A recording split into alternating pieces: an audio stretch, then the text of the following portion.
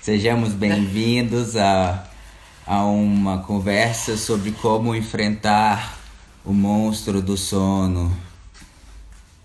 Quando ele aparecer, como que a gente vai lutar em equipe, porque ninguém merece lutar sozinho contra o monstro do sono.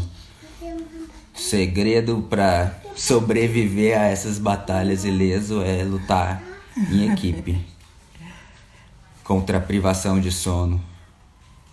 Costumamos chamar a privação de sono de um encontro com o monstro do sono. Ao longo do percurso das corridas de aventura, a gente com certeza vai ter alguns encontros, né? Com este monstro chamado sono. Então, sejam todos bem-vindos. Eu sou a Cami, ele é o Gui, nós somos da Oficina Multisport. A Oficina Multisport é uma empresa de consultoria esportiva. A gente atua em diversas áreas com esportes ao ar livre, com as planilhas semanais para corrida de aventura, corrida de montanha, escalada. E também promovemos diversas oficinas de habilidades técnicas, como técnicas verticais para corrida de aventura, escalada também, escalada em rocha, escalada tradicional. Esse tema de hoje é um tema que gera bastante curiosidade na galera e a gente vai passar um pouco da nossa experiência. Sobre privação de sono. Com certeza quem já enfrentou uma corrida de aventura de expedição já tem boas histórias aí de alucinação, de dificuldades da privação de sono, que tem sintomas desde você andar perdendo o equilíbrio, perder coordenação motora, até você ficar cada vez mais difícil a sua cognição, pensamento, tomada de decisão. Chega um ponto que a privação de sono interfere muito na sua capacidade cognitiva, na sua capacidade de tomada de decisão. E ao longo de uma corrida de aventura ou de qualquer atividade ao ar livre, você vai estar exposto às consequências das suas decisões. Então, eventualmente, a privação de sono pode aumentar seus riscos, sua exposição realmente, né? Como no caso de você dormir na bike, cair da bike dormindo, ou se perder da equipe por um bom tempo e se machucar, enfim. Imagina, né, podem acontecer. O risco disso desde um percurso até uma área selvagem mesmo, um ambiente remoto onde você se perder da equipe. Pode ser muito difícil se reunir, porque os recursos de um mapa, por exemplo, por equipe, se uma pessoa se separa desse mapa, ela não tem referências, né? Então, privação de sono precisa ser encarada também como esse aumento dos riscos mesmo, né? Então, mesmo estando dentro de um evento esportivo, dentro de uma corrida de aventura, a gente nunca vai botar nossa segurança como responsabilidade de outra pessoa que não nós próprios e a nossa equipe, que internamente com comunicação a gente consegue gerenciar os riscos juntos, né? Que nem eu falei logo no comecinho, o segredo para enfrentar o monstro do sono é lutar em equipe. A gente enfrentar os efeitos e os sintomas da privação de sono sozinhos podem ser letais. Agora, em equipe, a gente vê que a gente consegue, durante as corridas de aventura, desenvolver uma batalha justa contra o monstro do sono. A gente consegue realmente levar nosso corpo ao limite. Todo mundo que enfrentou o monstro, francamente, já percebeu que fisicamente seu corpo segue diante de uma privação de sono severo, mas a sua mente, a sua capacidade cognitiva fica para lá de Bagdá, realmente. Então, sozinho pode ser muito perigoso. Em equipe, dentro de uma corrida de aventura, a gente se aproxima dos limites dos riscos realmente, né? Então, isso tudo que o Gui falou, assim, são ameaças que podem comprometer de fato a sua prova. Mas em, 80, 90% dos casos, o que vai acontecer é te deixar mais lento, menos eficiente, e você vai perder a chance de tomar boas decisões, né? Resumindo. Quando eu fiz a minha primeira prova de 250 quilômetros, foi um Brasil Wild, lá na Serra da Canastra. Uma prova super linda, assim. E a equipe era eu, Radi, o João e o Kaká, eu acho que era. Carlos Passini, ele até mora na Chapada dos Veadeiros hoje em dia, o Kaká. E a gente, em um momento, era um trekking mais ou menos curto, eu acho, que de uns 18 quilômetros. E a gente conseguia ver as equipes lá em cima do morro, mas não conseguiu achar a trilha que subiu o morro. E aí o Kaká, acho que apontou no mapa, gente, tem uma volta aqui pela estrada que dá no mesmo lugar e é 40 quilômetros. Era assim, o dobro do que a gente ia fazer, né? Ah, vamos nessa. E assim, total uma decisão assim, impensada, porque a gente via as lanternas da galera, a gente, uma hora ia achar a saída de subida da trilha, e no final desses 40 quilômetros foi uma maratona, assim, foi muito difícil, no meio da madrugada, no final a gente já tava se abraçando igual bêbado, assim, veio um cachorro e começou a seguir a gente, tipo um Arthur da vida, e aí acabava essa etapa, era uma canoagem, a gente teve que abandonar o Arthur, tadinho. E aí no final da prova tive uma outra canoagem que ia num riozinho com um barranco assim na lateral, né? E as raízes das árvores saíam e entravam por esse barranco, e a gente tinha certeza que estava vendo máscaras, que estava vendo formas, esculturas, coisas assim. Totalmente alucinado, mas foi muito real aquela imagem naquele dia. E foram 2 noites sem dormir. A gente acha que esse é um limite, a gente vai falar mais do tempo limite para ficar sem dormir durante uma prova.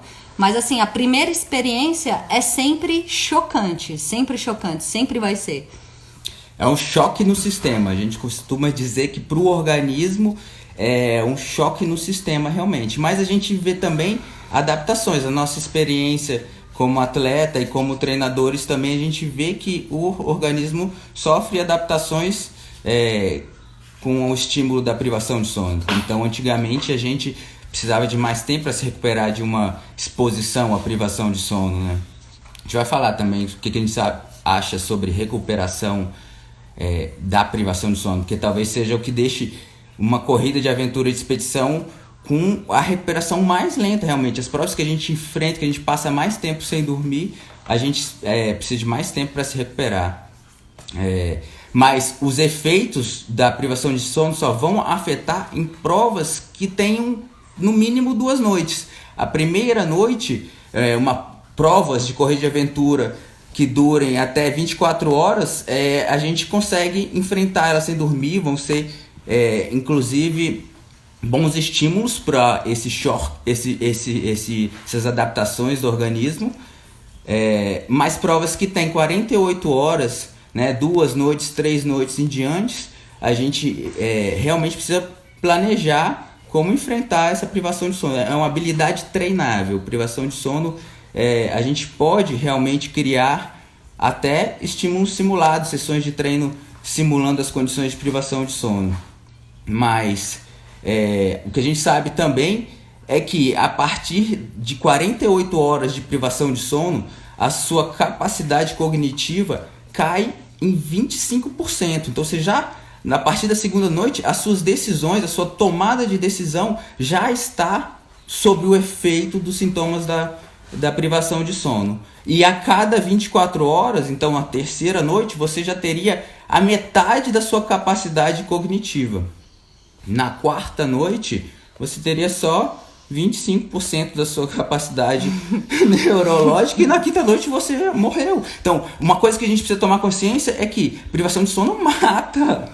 Não vai ser com 5 noites, mas vai ser, né, por cada vez, não só pelos efeitos fisiológicos, a privação de sono é que chega um limite que você morre efetivamente, mas a exposição aos riscos aumenta progressivamente. Então, a segunda noite você já está muito mais exposto aos riscos do ambiente, enfim.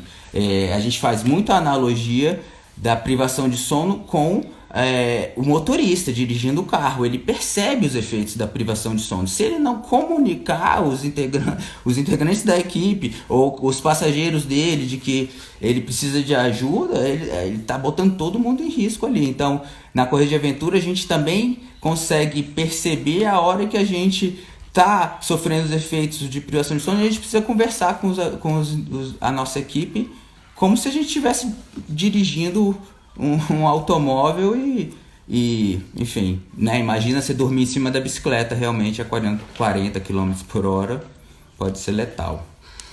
Antes da gente ter muitas experiências com privação de sono, né? Então, sei lá, há bons anos atrás, a gente costumava treinar a privação de sono e, assim, sempre com uma boa antecedência da prova. Então, no mínimo 2 meses antes, né, da prova, a gente iria fazer um treino simulado, englobando, né, a privação de sono, mais de uma noite sem dormir durante o simulado.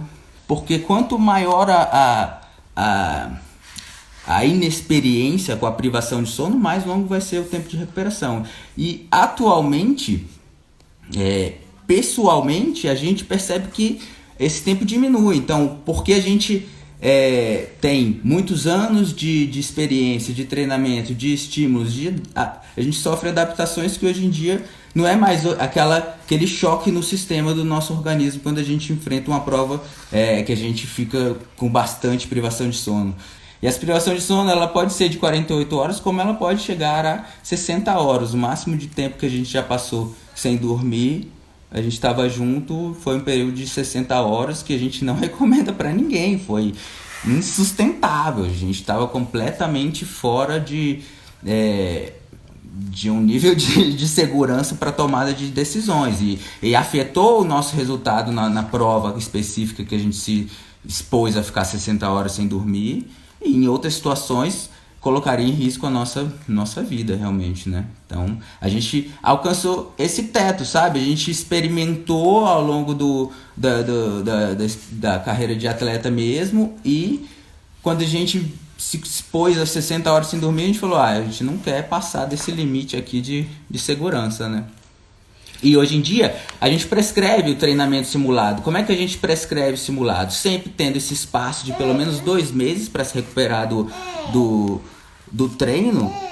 E a gente procura otimizar também esse treino. Se a gente vai propor 48 horas de privação de sono, as primeiras 24 horas na rotina comum do atleta. Então a gente propõe que a primeira noite ele vire fazendo tarefas no computador, domésticas, em casa, numa situação mais cômoda para a logística do treino, e uma segunda noite de privação de sono ele vire realmente fazendo atividade física, ou mountain bike, ou a canoagem, que é super difícil para enfrentar o monstro do sono, e a gente no treino costuma sugerir uma canoagem depois de 40 horas de privação de sono.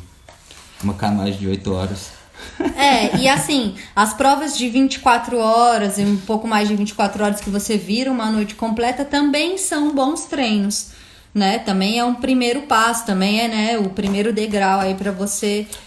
E você tá na adrenalina da prova, né? Então é um bom treino também para poder subir o degrau aí de virar uma noite competindo. É isso, o circuito brasileiro tem as provas de 24 horas que são perfeitas para esse estímulo, né, na privação de sono. E aí, durante essas provas, eu sugiro não usar cafeína, não fazer banco de sono antes da prova também. A gente vai explicar como a gente faz. Mas deixar essa experiência, esse treino simulado de privação de sono, mais exigente se a gente não fizer um banco de sono na noite anterior, nas 2 noites anteriores, e nem usar uma dosagem de cafeína durante a prova, durante o treino, né? E uma coisa muito boa também para treinar a privação de sono é ter filho, viu, gente?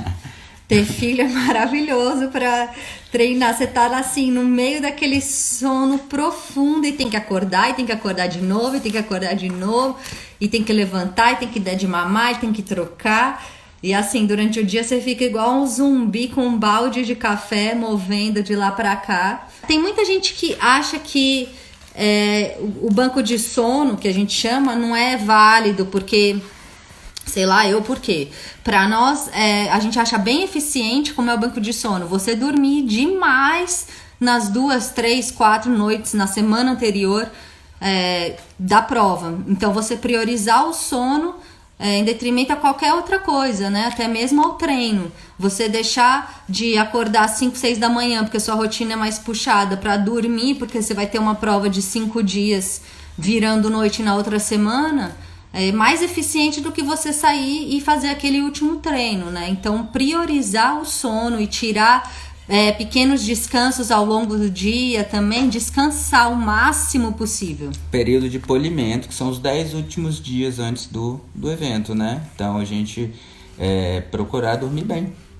E essas 2 noites anteriores à largada são cruciais. Esse é realmente o banco de sono, porque eventualmente a última noite antes da largada, a ansiedade pode te deixar mais desperto. Efetivamente, a largada ser às 4 da manhã, ou você precisar receber os mapas, as informações às 2 da manhã. Quem tem filho, dormir longe do filho uma noite inteira sem ter o filho véspera, né? É maravilhoso, assim, regenera absurdamente, assim, é altamente aconselhado. Quando a gente vai para a prova em si, que já tem a logística toda, que está planejando toda a logística, onde vai cada coisa, né? É muito importante também planejar o momento do sono durante a prova, né? Então, essa noite aqui eu vou planejar dormir 1 hora, vou planejar dormir 2 horas, 3. A gente faz isso na linha do tempo. A gente, durante o planejamento, tem a parte que a gente prever o nosso deslocamento ao longo do percurso, porque uma prova de expedição pode durar 100, 170, 180 horas. Muito fácil a gente perder a noção de tempo, e é muito importante planejar o sono na linha do tempo. Então não deixe de fazer isso, fazer o planejamento, porque é provável que você vai precisar ajustar esse planejamento, mas é preciso que você tenha algo para ser ajustável e não simplesmente deixar o acaso decidir aonde você vai estar quando der sono, e pode ser um lugar que não te permita o bivac, não te permita parar ali por várias condições, né? Então, ter um plano é crucial, um plano de quanto, onde, qual noite, né?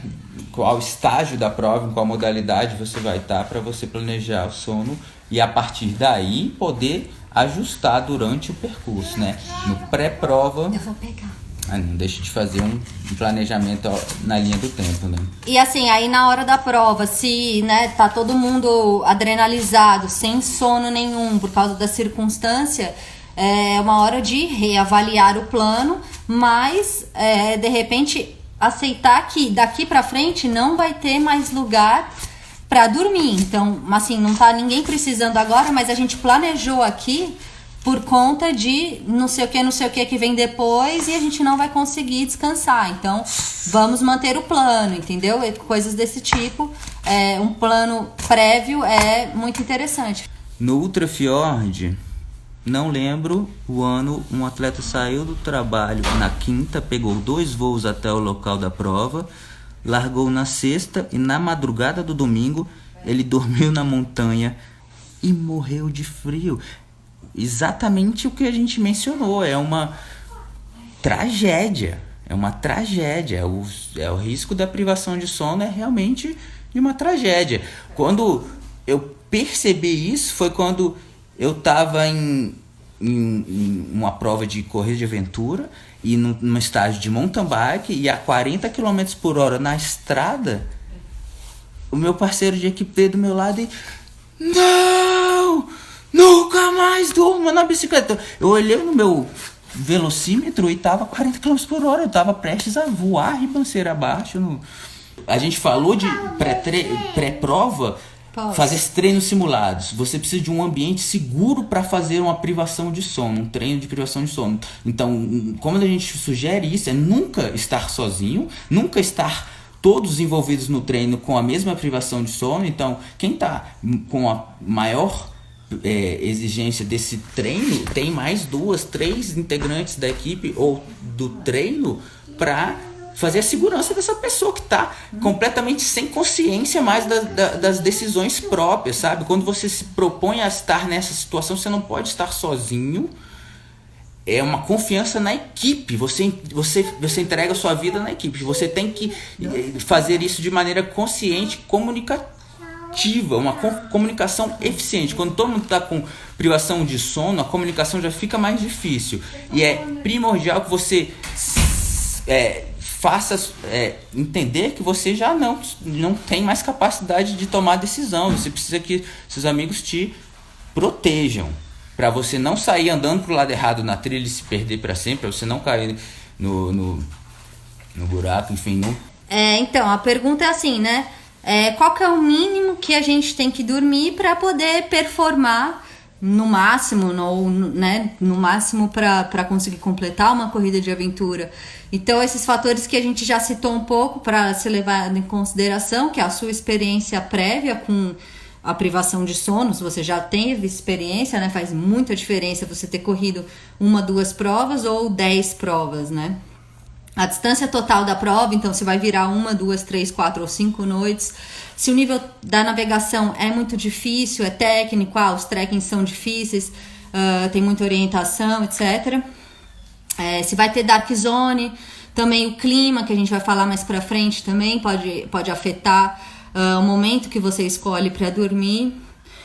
Nas provas de expedição, a gente dorme em média 1h30 a cada 24 horas. Então, por que 1h30, né? 1h30 é mais ou menos o tempo que demora para você ter um ciclo de sono profundo. Então, a gente considera que ter um ciclo, né? Então, ao longo de uma noite de 8 horas, né? Quantos ciclos a gente tem? Vários, mas na corrida de aventura a gente considera que ter um já é ótimo, já vai regenerar, porque se você não tem isso, aí sim, mesmo que você durma 20 minutos, 10 minutos, meia hora, você não vai conseguir regenerar. Então, ter um ciclo completo é muito importante. A gente fala 1h30 a cada 24 horas, mas considera que a primeira noite a gente não dorme, a gente vira a primeira noite. Então, a partir daí são paradas de 2 horas, né? Mais ou menos, para tudo, né? Em média. Então, a primeira noite vira e a cada 24 horas a gente dorme 2 horas. A gente nunca vai saber, né, a não ser que tenha lá um monte de medidores na gente, quanto se a gente alcançou o ciclo profundo, quanto de tempo a gente dormiu dentro do sono profundo. Mas normalmente quando a gente acorda sonolento, a gente foi desperto dentro de um sono profundo, né? E ao longo da noite completa de sono, tem vários ciclos de sono. Isso é importante porque a gente também, durante o treino, a gente desenvolve uma estratégia para dormir rapidamente também, né? Porque na corrida de aventura, a gente está contando os minutos de sono. Quando a gente tem uma oportunidade de dormir, a gente quer realmente alcançar o sono profundo o mais rápido possível. A gente faz algumas respirações profundas, técnicas de respiração principalmente, né? Meditação, mas que a gente vai aperfeiçoando ao longo do treinamento também, né? Ao longo do dia a dia da rotina, a gente procura, na hora que a gente vai pegar no sono, já desenvolver as técnicas respiratórias. Se você não tem tanta experiência com a privação do sono, daí a gente sugere que você pare paradas de 3 horas a cada noite, para ter, né, o dobro de descanso, o dobro de ciclos profundos. Então, 3 horas a cada 24 horas. E é muito interessante que você tente prolongar esse sono para ele ser o máximo da madrugada possível, para que quando a gente desperte, seja dia. Então, qualquer tempo que você vai dormir, né? Porque entre 2 e 5 da manhã é quando o corpo mais precisa dormir, é quando ele produz hormônio que faz você querer dormir, né? Então, é muito importante a gente programar o sono para que ele seja entre 2 e 5 da manhã, para que você desperte de dia, porque também quando você desperta e ainda é noite, você dormiu muito cedo na noite, vai dar 1 hora, 2 horas, você vai estar com o mesmo sono e eventualmente vai ter que parar 2 vezes na mesma noite.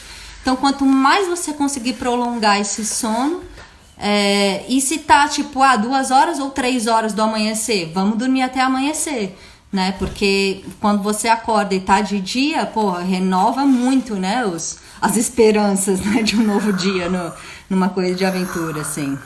Bom, habilidades físicas, mentais e sociais que a privação de sono põe à prova, né? A gente já falou um pouco das habilidades físicas, você perde realmente equilíbrio, coordenação motora, as habilidades mentais de tomada de decisão, a gente já falou, e sociais, principalmente comunicação. É muito importante e é mais difícil você ter a comunicação interna dentro da equipe eficiente, né? Então você precisa ter maior cuidado nos momentos de privação de sono durante a corrida de aventura para que a mensagem seja internamente bem compreendida, né?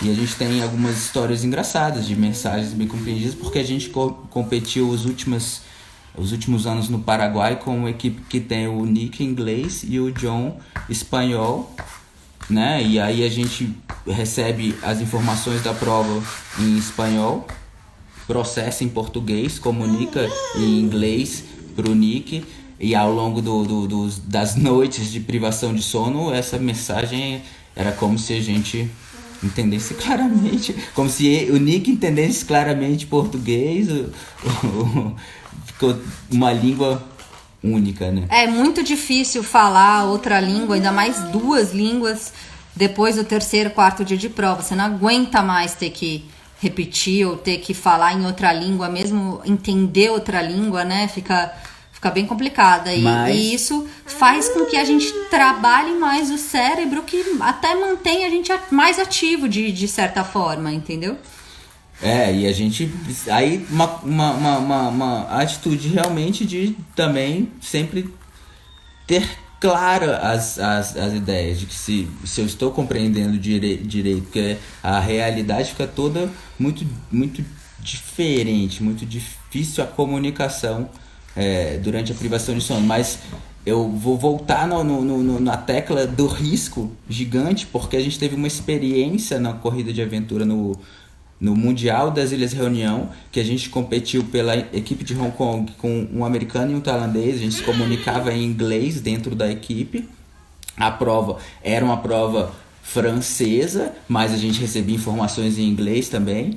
E teve a prova deve ter durado uns 4, 5 noites. Lá pela 3ª, 4ª, a gente pela penúltima noite, então devia ser a 4ª ou 5ª noite, o Ryan estava estragado de sono, completamente fora de si, e a gente estava seguindo, porque a gente costuma seguir uma regra de que se tem um integrante lutando contra o monstro do sono, um integrante sofrendo sintomas da privação de sono, a equipe consegue progredir. Se tiver 2 integrantes, é possível também, apesar de ser mais perigoso, né? Porque cada integrante que está enfrentando o monstro do sono precisa de um auxílio, por vezes, que é segurar pelo braço, como um bêbado, para ajudar a caminhar mesmo. Se for na bicicleta, se for no estágio de bike, realmente tem que ir do lado dele ou atrás para realmente manter a pessoa comunicativa, conversando, para você ter certeza que ele está tomando decisões ali na pilotagem. É muito perigoso, realmente. Naquele momento,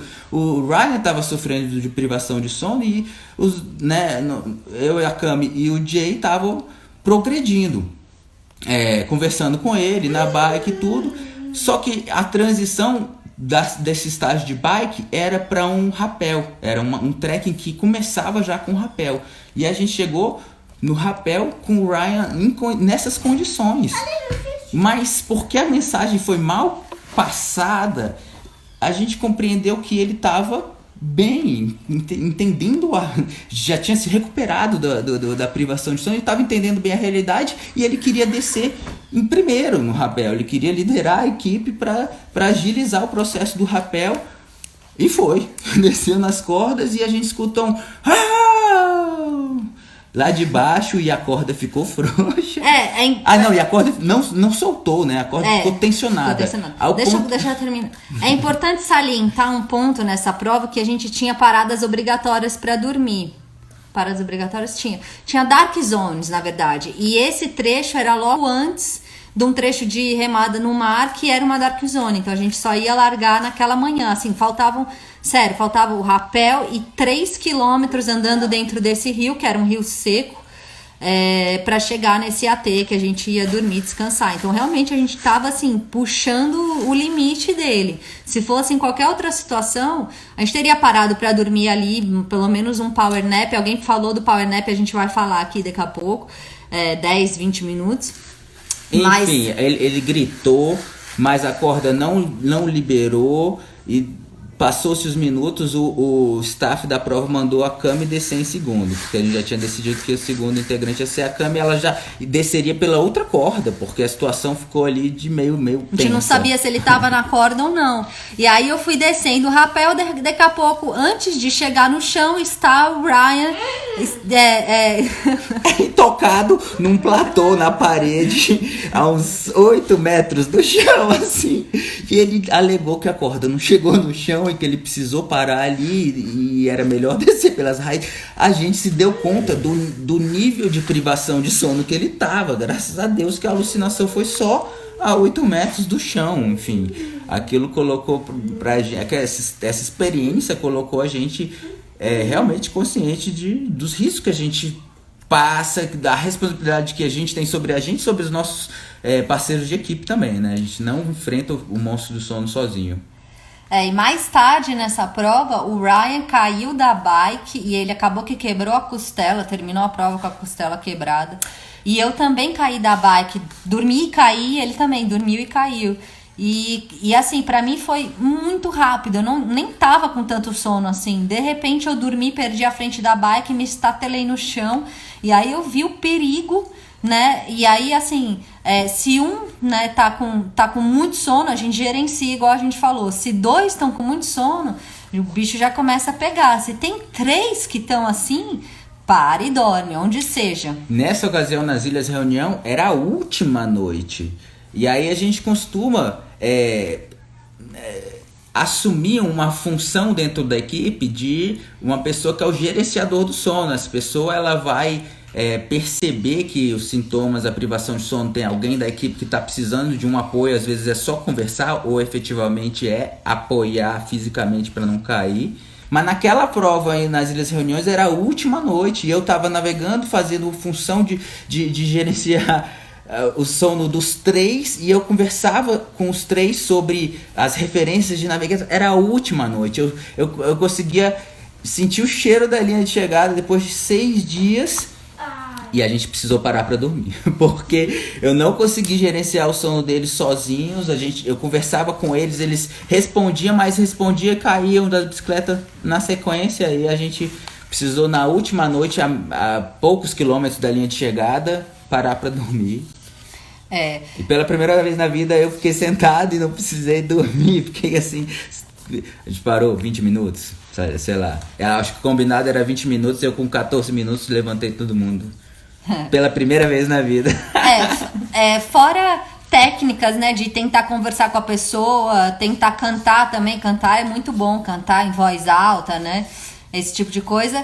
Fazer conta ou contar os números, 1, 2, 3, 4, 5. Qualquer coisa que vai estimular o seu cérebro ajuda. E também outra coisa que a gente usa é a cápsula de cafeína. A gente já falou aqui em outras lives, a gente manipula uma cafeína, vem com 180 miligramas e a gente toma quando tem muito sono, né? Não toma sem precisar, não toma visando outra coisa que não seja tentar ficar acordado. Então normalmente é só à noite ou mais no final da prova toma em mais quantidade, mas assim, essa quantidade também tem um limite, né? Não pode passar de 1 grama por dia. E a gente usa a cafeína, né? Eu tenho um kit para enfrentar as minhas armas para a luta com o monstro do sono, né? Uma cafeína que eu não tomo mais do que 300 miligramas por hora. Então eu tomo em dose de 180, de 100 miligramas. Um colírio, normalmente meus olhos também começam a embaçar e eu enxergo as coisas vesgo, e aí eu começo a pingar um colírio constantemente. Alguma comida crocante que faça bastante barulho dentro da minha cabeça também. Comer também é uma boa coisa para ficar acordado. Bom, aí chegou a hora de dormir, né? A gente precisa procurar um bom lugar para dormir. As áreas de transição, por mais tentadoras que sejam, elas não são, raras as exceções, mas elas não são bons lugares para dormir. É bom que você pode talvez ter um pouco mais de estrutura, ter um saco de dormir que você não precisa carregar no percurso, ter um isolante, né? Talvez isso traga um conforto, mas aí você também pode ser que demore muito mais tempo para levantar e se pôr em movimento de novo, porque está mais confortável, né? Mas assim, acaba que muitas vezes tem luz, tem muito barulho, não tem lugares confortáveis e calmos para ficar. Então a gente prefere buscar um lugar, fazer a transição rápida, se tá todo mundo cansado, sair e aí sim parar para dormir. Porque daí do jeito que você tá, né, não precisa pôr a roupa, tirar a roupa, botar o isolante, tirar o isolante, tudo isso que perde tempo. Do jeito que tá, já deita. A gente vai falar do procedimento quando a gente deita assim mais pra frente, mas assim, uma pessoa tem que estar atenta aos outros integrantes e ver quando é o momento de parar, ou né, na linha do tempo. A gente tinha planejado parar durante esse estágio, então assim que começar o estágio, escureceu, a galera começou a dar os primeiros sinais de que talvez, né, estamos cansados, uma pessoa tem que ficar responsável por procurar o melhor lugar. Qual que é o cantinho, o matinho, a varanda da casa da pessoa que a gente vai usar para poder bivacar. Esse abrigo vai ter algumas prioridades, depende do lugar. Se é um ambiente quente, a gente quer um abrigo que seja mais fresco, arejado. Se é um ambiente frio, a gente quer um abrigo que seja mais quente e abrigado. E sempre você vai se proteger dos insetos. Se você escolhe bivacar no chão durante uma corrida de aventura, que é muito comum, você precisa tapar os ouvidos, tapar o rosto, porque os insetos entram nos orifícios se você deitar com a cabeça no chão. O buff, né, serve para isso. E o abrigo precisa ser um lugar de bivac, precisa ser um lugar protegido dos bichos, dos mosquitos também. Então muitas vezes a gente carregar um mosquiteiro é muito raro, mas é uma das estruturas que vai estar na caixa de abastecimento, né? Então se a gente escolher dormir na transição, a gente pode ter um mosquiteiro, um colchonete, o tapa-olho, o tapa-ouvido, né? Uma estrutura um pouco maior. Se a gente vai bivacar no meio do mato, a gente precisa escolher bem o local. E aí, ao longo da noite, você não deixa passar, ao longo do percurso, não deixa passar as oportunidades que aparecerem, porque você não está familiarizado com o que vem lá para frente. É melhor garantir um sono num lugar que seja recuperativo. Então, muitas vezes, quando eu olho para um lugar, se eu estou escolhendo um lugar para bivacar, na hora eu imagino, esse lugar vai ser recuperativo, eu vou conseguir botar a minha perna no nível do meu coração, vou conseguir me esticar, eu vou conseguir encostar as costas, vai ser frio para minhas costas, eu tenho algum isolante, vai me proteger dos mosquitos, do vento, da umidade, eu vou conseguir me recuperar. Essa que é a função de escolher o lugar para bivacar.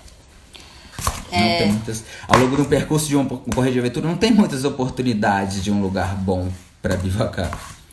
E aí assim, se tá todo mundo muito mal, pode ser interessante fazer o power nap, né, que falaram aqui mais cedo. A gente nunca faz de 5 minutos, 5 minutos não é nada, caramba, 5 minutos é muito pouco. Então, 20 minutos é o que a gente costuma parar, 10 minutos algumas vezes, mas a maioria das vezes 20 minutos, porque assim, eu me sinto perdendo tempo, porque esses 20 minutos vão compensar a próxima hora, a próxima segunda hora. Então, se vai amanhecer, talvez valha a pena, mas acaba que, assim, o desgaste que você está sentindo não vai ser regenerado, porque você não vai conseguir entrar em sono profundo, você vai tirar um cochilo, né, que vai regenerar pelos próximos momentos, e pode ser interessante usar estrategicamente, mas não é aconselhável você só fazer power nap ao longo de uma prova, né? Porque acaba que vai chegar o momento que você vai ter que parar de hora em hora, você tem que parar 20 minutos, porque você já vai estar estragado, não tem como recuperar para seguir numa prova de expedição fazendo só power nap. Então a gente gosta de fazer as paradas de 1h30, 2 horas, eventualmente até 3 horas, e alternar com esses naps de 20 minutos. Quando dois estão muito mal, só que tem navegação complicada, tá difícil de gerenciar, então para e dorme 20 minutos. Ou já vai amanhecer, então para e dorme 20 minutos. A gente sempre usa durante a prova, mas é assim, emergencial. O power nap não é recuperativo, ele é paliativo. E é somente quando o lugar não te permite parar ali, porque você vai ficar com frio, porque você vai ser atacado pelos mosquitos, porque você está perto da linha de chegada, alguma coisa assim. Aí a gente gosta de, no dia a dia, tentar treinar, ou até mais, né, se é pra vida inteira, ainda melhor o treino, mas quando a prova vem se aproximando, tentar treinar alguma técnica, que é uma técnica de respiração, eu acho que é a mais fácil, é respirar profundamente, né? Eu conto 30 respirações, antes das 30 eu já tô dormindo, no dia a dia, né? Então eu levo isso pra hora da prova. Isso me ajuda muito a entrar no sono, em algum sono, entendeu? Tipo, você muitas vezes deita e fica pensando no mapa, na equipe, no estágio, no não sei o que, e não consegue relaxar e dormir, né? Então, às vezes, caramba, eu fiquei deitado 1h30 e não consegui pregar o olho, que desgraça, né? Então, isso é treinável, essas técnicas de pegar no sono, né? Existem várias técnicas aí, a gente usa a de respiração, que é mais simples e é eficiente. A gente gosta de fazer essas 30 respirações profundas. Uma outra coisa muito importante também, quando para dormir, principalmente se são as paradas de mais de 1 hora, é tirar o tênis e tirar a meia imediatamente. Porque isso vai ajudar a arejar o pé, vai secar o pé. Então, se você tem o iodo, a gente já falou, né? Passa o iodo. Se você tem o talco, passa o talco. Seca o pé. É o seu momento de secar o pé, regenerar o pé também. Então, vai, né, tirar a dor com a mão também. O fato de você ficar aí 1 hora sem o tênis, totalmente na horizontal ou com o pé até um pouquinho mais elevado, né? Mesmo que seja um power nap, você vai demorar 2 minutos para descalçar, né, tirar e calçar o tênis. Então vale a pena usar esses 5, 20 minutos para arejar os pés. Numa prova longa, são poucas as oportunidades que você vai ter de arejar os pés, e é importante. Aí, se sua meia tá molhada, que provavelmente vai estar, né? Espreme bastante, torce bastante e enfia dentro da roupa, porque o seu calor corporal vai ser a melhor forma de secar, ou pelo menos, né, tirar um pouco da umidade da meia também, para você vestir de novo essa meia. Se você vai parar por algumas horas, você vai ser capaz de secar a meia realmente. No mínimo não vai correr o risco de perder. No mínimo não vai perder. Outra coisa muito importante, essencial, é a nutrição e hidratação.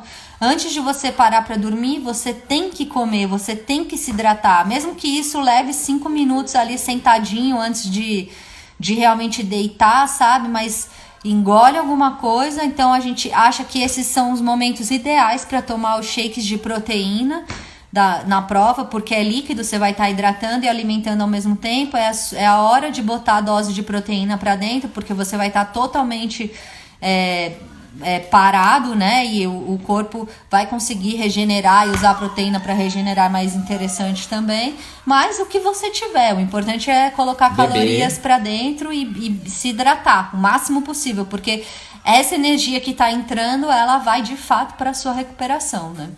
E se você planeja dormir fora das áreas de transição, normalmente a gente troca a manta térmica por um saco térmico. Então, do mesmo material da manta aluminizado, existem umas bolsas aluminizadas que são muito mais eficientes para você bivacar. E se é planejado realmente bivacar, tem uma marca de manta térmica que faz a bolsa térmica no material transpirável, e é realmente confortável, é muito leve, tem talvez 150 gramas, um saco de dormir, é um saco de bivac na realidade, mas ele tem um pouco aluminizado, então reflete um pouco do calor, mas é eficiente quanto a alguma perda de calor, mas ele é bem transpirável. Então nas corridas de aventura eu costumo carregar esse saco de bivac transpirável e uma tela mosquiteira só da cabeça para se a gente tem um bivac ao ar livre planejado, né? Isso te isola totalmente, né? Você tá dentro de um saco e com uma tela na cabeça. Então, assim, a chance de você ter um sono mais confortável é grande, né? Também é muito interessante dormir antes de sessões muito técnicas, muito difíceis, ou antes, sei lá, de um rio com corredeira, né? Mesmo de dia, vale a pena você parar e dormir. Se você vai ter que testar suas habilidades, se você não tem muito costume daquilo, se aquilo te põe em medo de alguma forma, né? Dorme para você acordar e ter mais clareza de tomada de decisão. Canoagem, como a gente comentou, é uma modalidade onde o monstro do sono vai pesar na embarcação realmente. É muito fácil, né, de ficar mal de sono durante a canoagem, mesmo, né, se for um rio de corredeiras. Há alguns mecanismos, né, que te despertam, né, a gente já sentiu, né, a adrenalina da corredeira, de um susto, pode ser um mecanismo que te desperte. E a gente costuma, né, buscar esses mecanismos, entender o que é, né? Então, antigamente, na época eu corria com os calongos, eu sempre assistia um filme de terror antes de uma prova de expedição, e no meio da noite da floresta escura eu começava a me lembrar do monstro do filme, e o medo me acionava um mecanismo que me despertava, né? E assim como a vez que a gente foi atacado de marimbondo no meio da noite também, a adrenalina também despertou, né? E às vezes a gente vive também as disputas de colocação que acaba com a privação de sono na hora. Então, sempre que você tem um mecanismo que te desperta, você tem que usar ele mais tarde. Então, né, com visualização, eu costumo acionar a adrenalina para combater o monstro do sono, né? E na canoagem também uma opção que raramente a gente usa, a gente não gosta muito, é dormir enquanto o outro rema, né? Então, assim, a não ser que as condições sejam muito favoráveis a isso e que alguém esteja realmente morrendo de sono, não vale a pena, porque a qualidade do sono naquela posição, naquela situação molhado, muitas vezes, né? A temperatura corporal vai baixar, você pode ter hipotermia, assim, a chance de você descansar é zero. Então, um power nap de 10, 15 minutos é o suficiente se alguém tiver muito, muito mal na canoagem. O ano passado, na Expedição Guarani, naquela canoagem épica lá do final, que a gente já contou várias vezes, que a gente quase teve hipotermia, ficou muito mal, foram 100 quilômetros descendo o rio. Tava no meio da madrugada, uma chuva do inferno, a gente mais perdido que barata tonta, e o Guilherme lá capotando, sem conseguir olhar o mapa, como se estivesse na cama gostosinha dele. Gente, com essa chuva, como é que você tá conseguindo dormir? Não tem nem como querer dormir nessa situação. Uma hora talvez eu não estive ali naquele Não, e a gente andando em círculo e ele não conseguia se orientar. Não, aí o Nick super acordado, mas estava mais perdido que segue o tiroteio. Quando eu voltei pro planeta Terra, naquele percurso, a gente tava andando pro lado errado, a gente tava remando contra a corrente do rio, tava subindo a corrente. Eu falei, galera, onde é que a gente tá? Não, olha a bússola, olha isso, em nenhum momento a gente tem que ir nessa direção, porque a gente tá indo nessa direção. Aí a gente tava com um vento mais forte do que a correnteza. Enfim, Não, mas espera, antes disso, ele tava assim, tão lelé, que eu falei, deita e dorme, né? Tipo, desencana, porque a gente tá tão perdido já que talvez seja melhor. Aí ele lá foi, pá, capotou no caiaque e eu, esse cara não vai acordar, deu 40 minutos, aí ele, plã, despertou igual um príncipe e acertou o caminho. Foi assim. Crucial para eu voltar a tomar decisões na navegação, porque a gente já tava há horas errado ali. E quando a privação de sono você precisa navegar com privação de sono, é muito importante o papel ativo dos outros integrantes da equipe. Então, quando eu tô na função da navegação e tô com sono, eu aviso aos meus amigos, meus companheiros de equipe, igual eu avisaria se eu estivesse dirigindo o carro, e falo, não, bota uma música aí, conversa comigo aqui. Da mesma forma, na navegação, eu peço para contar uma distância, contar um passo, ou me dar a referência do altímetro com frequência, com maior frequência. Quando eu tô na navegação braba, com privação de sono, eu boto o meu relógio para despertar a cada 15 minutos, bem pertinho do meu ouvido, para eu me trazer para a realidade de que, caraca, 15 minutos já passaram e a gente não progrediu nada. Então eu engajo os outros integrantes na equipe perguntando qual foi a última referência que a gente usou, qual é, né, descrevendo qual é a próxima referência, porque assim, se eu estou navegando sentindo sono, eles me ajudam a me recordar qual foi a última referência que eu usei para tomar aquela decisão, quantos passos a gente deu, quantos metros a gente se locomoveu. Nossa, meu time apitou de novo, já se passaram 15 minutos. Pois é, eu acho que assim, todo mundo tem uma história muito boa com privação de sono em alguma prova, né? Assim, é muito louco o que acontece com a gente, mas a gente dá risada e vira história engraçado, mas assim, é muito perigoso. A gente pode sofrer um acidente feio, a gente pode se perder da equipe, que, nossa, né? É péssimo, perde muito tempo. E no mínimo do mínimo, a gente vai ficar ineficiente, não vai tomar as melhores decisões, vai se perder, né? Então, às vezes a gente tá na madrugada e navegando e já tá perdido e fica insistindo naquele erro só porque, na verdade, a gente tá lelé e não consegue, né? Uma voz de fora vem e fala, vocês precisam dormir, né? Então, até você dormir antes de se achar no caminho, né? Isso tipo, eu vou parar tudo que eu tô fazendo agora, eu tô totalmente perdido, mas eu vou dormir e depois, quando eu acordar, eu acho que eu vou ter mais clareza nas informações, né? A gente ter esse pensamento durante uma prova, né? Que a gente tá adrenalizado porque já não tá achando o caminho, assim, então são coisas que a gente vai vivenciando ao longo dos anos e vai percebendo isso, igual o fato de ficar mais do que 60 horas sem dormir. A gente já ficou e a gente se perdeu muito. E a gente já viu outras equipes fazerem e também se perderem. Não tem um desfecho feliz você ficar mais de 60 horas sem dormir. Agora, claro, não tem navegação nenhuma, é uma reta infinita. Você tá na última noite, né? Agora toca, né? Você vai ganhar a prova, assim. Então, cada circunstância exige você sempre fazer um plano e tá analisando o plano que você fez. Mas, assim, não haja na emoção, no calor da prova, porque isso pode comprometer. Não olhe para as outras equipes, faça a sua estratégia de sono. Se você não tem tanta experiência e de repente está ali brigando porque, né, o físico é muito bom, com uma equipe mais experiente, a outra equipe não dorme, mas você precisa dormir, então dorme. Muitas vezes mesmo, dormir faz a gente andar mais rápido e alcançar outra equipe que não dormiu. Então, você dormiu, você tá mais descansado e você já alcançou o cara que não dormiu, assim. Então, assim, tem... E ainda vai se recuperar mais rápido depois que a prova acabar.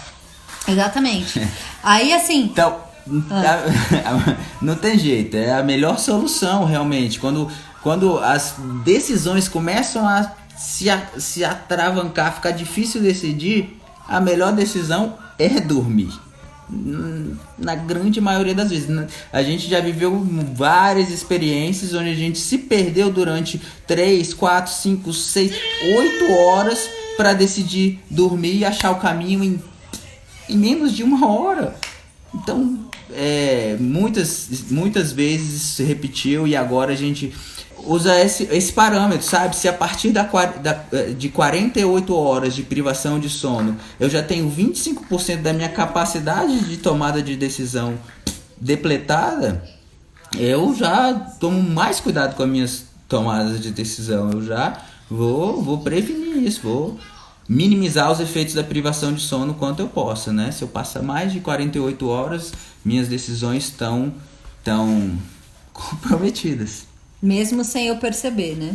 E aí, eu acho que corrida de aventura é interessante porque talvez é um dos únicos esportes que te exponha a uma privação de sono severa, porque você se entrega a sua segurança para seus amigos, parceiros de equipe, realmente, mais do que em qualquer outro esporte. Se você estiver sozinho, como nas outras maratonas, você provavelmente vai ter uma atitude mais conservadora de se preservar, uma autopreservação. Você deve ter uma autopreservação melhor. Mas na corrida de aventura, porque são 4 integrantes na equipe e é muito provável que a privação de sono, que o monstro do sono vai abraçar um de cada vez, você vai se expor a um efeito muito mais severo da privação de sono, realmente. A equipe é a chave para enfrentar. E assim, também tem uma coisa que pode alterar o ritmo do sono, que é quando você compete em um lugar muito quente, mas assim, é muito quente mesmo, 40, 50 graus. Que daí no momento de pico, assim. No momento de pico do sol, é interessante separar 1 hora para dormir, porque você não tá aguentando andar, sabe? Agora, você tem que levar em consideração que o dia é longo, tem 10, 12 horas de dia, né? Então, qual o momento mais quente do dia? É esse momento que eu vou parar. E num lugar que seja arejado, porque se você parar numa sauna, num lugar quente, você vai, de calor, ficar acordado, suando, parado. E mosquito, né? Normalmente em lugar quente, tropical, tem muito mosquito também. Então, de repente, buscar o topo de uma montanha ou uma pedra, uma coisa mais exposta, que você possa estar mais arejado, né? Tá com uma brisa batendo, alguma coisa assim. Em provas que a gente passa muito frio também pode ser interessante dormir na hora mais quente do dia, porque você precisa se aquecer, você quase não tem recurso suficiente de equipamento obrigatório para se aquecer e dormir no meio da madrugada. Então você vai deitar para dormir e vai ficar batendo o dente, passando mal de frio, enquanto que, né, você dorme durante o dia e com os recursos que você carrega em movimento, você não passa frio. Então pode ser uma boa estratégia se você conseguir se manter em movimento durante a madrugada num lugar frio, né? Com poucos recursos. As provas que tem o sleeping card, que a gente, né, são horas obrigatórias de sono. Quando existem horas obrigatórias, normalmente é algo em torno de, 6 a 15 horas durante uma prova de paradas obrigatórias. Essas paradas, elas têm que ser cumpridas nas áreas de transição, então obrigatoriamente você vai ter que parar na área de transição, que é um lugar que não é mais adequado para dormir. E aí, como você vai ter que parar mais de 1 hora obrigatoriamente, porque você está pagando horas de sono, daí é interessante ter uma boa estrutura e dormir desde a primeira noite, porque daí você não vai ter efeito de privação de sono já do começo, sabe? Então, por mais que seja tentador seguir na prova, porque todas as equipes estão fazendo, a gente considera a estratégia com o Sleeping Card de pagar essas horas no começo, porque rapidamente, igual a gente falou, a gente vai alcançar as equipes que não dormiram e vai ter 2, 3 horas na frente, que foi o tempo que a gente parou para dormir. O sono obrigatório numa corrida de aventura, ele é uma dívida. Então, quanto mais cedo a gente pagar a dívida ao longo do percurso, melhor pra gente durante uma corrida de aventura. E assim, também acontece da gente perder a hora, né? Deita todo mundo pra dormir, bota o relógio 1 hora, ninguém consegue despertar. Tá todo mundo lá no 40º, 90º sono e o despertador toca e você não levanta. Então, a pessoa que fica responsável pelo despertador, ela tem que estar ciente do barulho do despertador dela e botar o despertador encostado na orelha. É Ou comum, né, perder a hora. ter 2 despertadores, né? 2 sons, 2 alarmes diferentes, porque um a cada 5 minutos, sei lá, tem que dar um jeito de levantar. A gente já perdeu a hora em algumas provas. Na Expedição Guarani, o ano passado, quando a gente dormiu na escola, a gente perdeu a hora. Eu comecei a me lembrar agora de outro, na Costa Rica a gente perdeu a hora, também no Mundial de 2013. No Mundial de 2008, você me lembrou que a gente perdeu a hora também. No Mundial, então é um pouco comum, quando a gente tá com privação de sono, a gente dormir e não escutar o alarme realmente. É a questão de o alarme tocar naquele momento do ciclo de sono profundo e a gente tá realmente longe. em teta. O Júlio tá perguntando, quando tem muito calor, acima de 35 graus, igual tomam cafeína? Sim, a gente sempre toma Raramente cafeína. durante o dia, né? Raramente durante o dia. Porque a cafeína sozinha, ela não é capaz de tirar os sintomas da privação de sono. Ela é só um gatilho para o seu mecanismo. O mecanismo da privação de sono, ninguém sabe ainda o que é, porque ele é interferido muito pelos aspectos psicológicos. Quando você está motivado, você não sente sono. Quando você está adrenalizado de medo, sentindo medo, você não sente sono. E a cafeína, ela também é um gatilho. Então ela sozinha, se você tá morrendo de sono e você toma a cafeína, mas você não estimula seu cérebro a pensar, os seus músculos a se moverem, você vai continuar morrendo de sono. E aí a gente procura usar a cafeína só à noite, só no meio da noite, no começo da noite a gente, né, costuma lutar, cantar, conversar, falar em voz alta consigo mesmo ou com o integrante da equipe sobre qualquer assunto. Às vezes a gente começa a falar sobre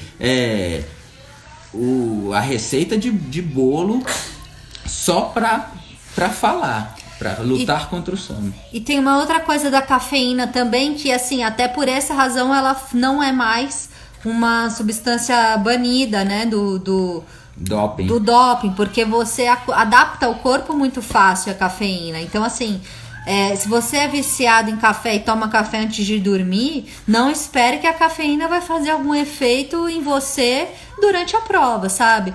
É muito importante, quem é muito acostumado a tomar café, se privar do café nas 2 últimas semanas antes da prova, como estratégia. Na minha opinião, eu já fiz, é muito eficiente, é muito bom, mas hoje em dia eu tomo café todos os dias, não tomo muito, mas tomo todos os dias, e quando eu fico sem, eu tenho muita dor de cabeça. Então é um efeito colateral que eu não posso ficar 2 semanas antes da prova sem tomar café, porque senão eu vou ter 1000 dor de cabeça, vou, né, dormir mal, vou estar mal, posso vomitar, enfim, pra mim não é legal. Mas se, por exemplo, agora, né, na quarentena, eu até tinha me proposto a fazer isso, agora que eu lembrei, não fiz, mas ficar sem tomar café, né, em outro momento, para quando você ter que ficar, você não ter tanto efeito colateral, porque a cafeína dá isso mesmo.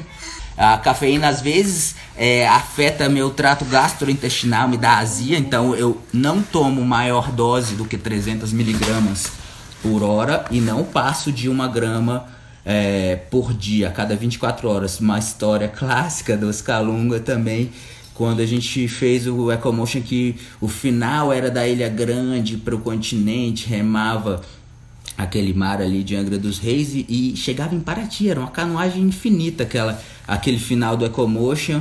E aí o Lico pegou uma mão cheia de pastilha de cafeína e falou, agora eu vou remar até a chegada. E deu 30 minutos depois, ele tava vomitando, que eu não conseguia remar mais de tanta perturbação no trato gastrointestinal dele. E aí ele passou muito mal e a gente rebocou o caiaque dele. E aí a gente, em caiaques individuais, 4 caiaques, a Bárbara começou a ter alucinações de sono. Era durante o dia ainda, mas ela começou a remar, afastando da meta e da equipe, porque tava eu e o Frank rebocando o caiaque do Lico, que ele tava sem condições de remar, e a Bárbara não escutava mais a gente e nem seguia para a mesma direção. Ela passou umas 3 horas em alto mar, longe da gente, sonhando com outra realidade, até ela voltar para a direção da linha de chegada.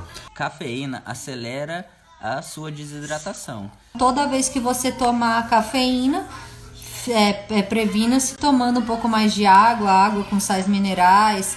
E normalmente à noite a gente não se hidrata tanto também quanto precisa durante o dia, e é quando se toma cafeína, né? Então, talvez por essa razão também não seja tão perceptível o tanto que desidrata, o tanto que a cafeína desidrata. Também tem que ver quantas miligramas usam para ter sinais de desidratação, para desidratar, enfim. Eu não sei, eu acho que 180 miligramas é uma xícara de café, né? Sim, se você tomar uma cápsula de cafeína e tomar 100 ml de água, 200 ml de água, eu acho que tá ok. Tem outras assim, substâncias que pessoas tomam que eu já ouvi falar, que eu nem sei o nome, que deixam realmente, é uma droga, deixa realmente ligadão, mas a gente não aconselha esse tipo de cápsula, porque interfere muito no seu poder de tomada de decisão, né? Se você tá acelerado por conta de um efeito químico de alguma coisa no seu corpo, e mais com sono, né? Assim, provavelmente você vai errar o caminho. Então, não acho válido. É melhor parar para dormir do que tomar um negócio desse. O maior remédio para o sono é conversar. Se a gente... eu costumo fazer alguns testes comigo mesmo. Quando eu tô com muito sono, eu tento me lembrar de uma história ou de uma música que eu conheço e cantar ela em voz alta, porque se eu começo a me perder aonde eu tô, o que eu falei, significa que eu tô já perdendo a consciência. Eu aviso a minha equipe de que eu tô enfrentando maus momentos, me ajudem. Acho que a última mensagem voltar no assunto de não passe mais de 60 horas sem dormir. Você vai tomar más decisões, né? E os efeitos podem ser severos realmente, né? Histeria, delírios, alucinações são efeitos de uma privação de sono severa que a gente precisa evitar realmente, né? É isso, galera. Espero que vocês tenham curtido essa live. Se vocês tiverem dúvidas, podem me mandar sempre direct pra gente, que a gente responde. E visitar o nosso site, oficinamudesporte.com.br, para saber um pouquinho mais sobre as nossas provas e aventuras. É isso aí. Bons sonhos. Enfrentem o monstro do sono francamente e em equipe. Tchau!